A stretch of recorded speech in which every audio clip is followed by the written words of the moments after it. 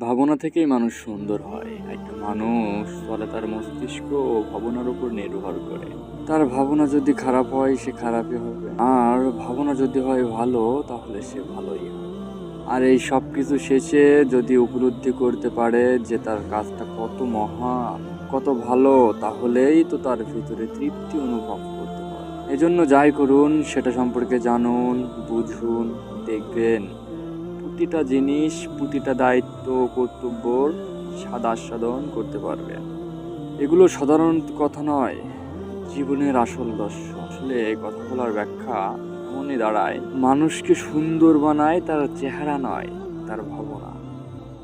ভাবনা পরিষ্কার হলে আচরণ পরিষ্কার হয়, আচরণ পরিষ্কার হলে চরিত্র সুন্দর হয়, চরিত্র সুন্দর হলে মানুষ প্রকৃত মানবিক হয়। ভালো মন্দের আসল সূচনা মাথার ভিতরেই। মস্তিষ্কে যদি ভালো চিন্তা ঢোকে, আচরণ ভালো হবে। মস্তিষ্কে যদি খারাপ চিন্তা ঢোকে, মানুষ অন্ধকারে ডুবে যাবে। তাই নিজের চিন্তাকে ঠিক রাখা, এটাই মানুষকে নিয়ন্ত্রণ করে। উপলব্ধি ছাড়া কোনো কাজের মূল্য বোঝা যায় না। আপনি যতই ভালো কাজ করেন, আপনি কখনো সেই কাজ যদি উপলব্ধি না করতে পারেন, তার মূল্য কিন্তু আপনি বুঝতে পারবেন না। কেউ দান করলো কিন্তু বুঝলো না এর মাহাত্ম্য, তাহলে সে কি শুধু জিনিস দিল?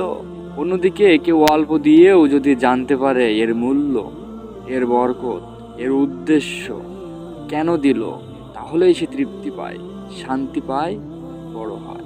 দায়িত্ব ও কর্তব্য এগুলো চাপ নয়, এগুলো স্বাদের জিনিস। যদি বোঝা যায় কেন করছি, কার জন্য করছি, এতে কি ভালো হচ্ছে, তাহলেই প্রতিটা কাজে আনন্দ, শান্তি, সন্তুষ্টি আসে।